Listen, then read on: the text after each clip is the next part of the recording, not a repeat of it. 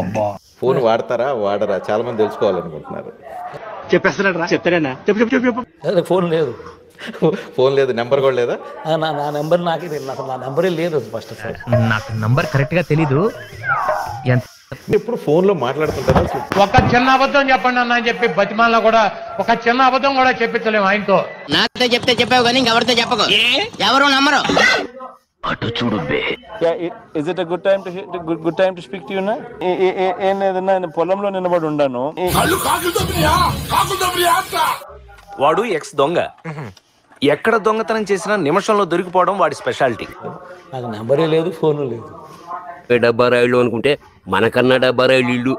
ఎవరైనా ఏదైనా ఉంటే, ఏదైనా ఆఫీస్లో ఉంటే ఆఫీస్ వాళ్ళు కనెక్ట్ చేస్తారు, ఇంట్లో ఉంటే ఇంట్లో వాళ్ళు కనెక్ట్ చేస్తారు. ఏదైనా అది ఉండాలంటే ఎంతగాడికి ఉందంటారా లేదంటారా?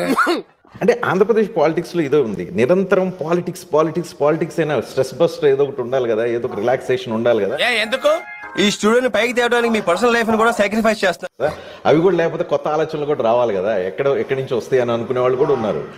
ఈ ఫీల్ టవర్ అంత పెరిగాడు, ఇంత బ్రెయిన్ కూడా లేదు, బాడీ పెరిగిందే గానీ లోపలేం లేదు. డొల్లా ఏంటి మీకు స్ట్రెస్ బస్టర్ ఏంటి?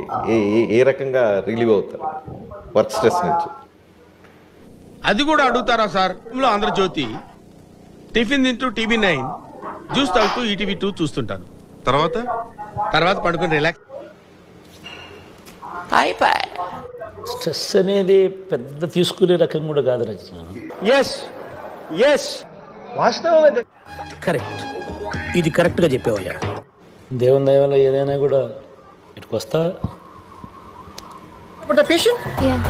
చిన్న మెదడు చితికింది, పెద్ద మెదడు పగిలింది, టోటల్ గా బ్రెయిన్ దోబింది.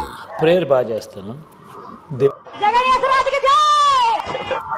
దేవునికి ఇచ్చి పెడతాను. తర్వాత జరుగుతుంది. నువ్వు నేను చేయగలిగింది అని ఒక స్థాయి దాకా జరగాల్సింది జరుగుతుంది. Any message to Jagan Mohan Reddy? My final. No, Jagan has to pack his bags. Some central jail is waiting for him, I think.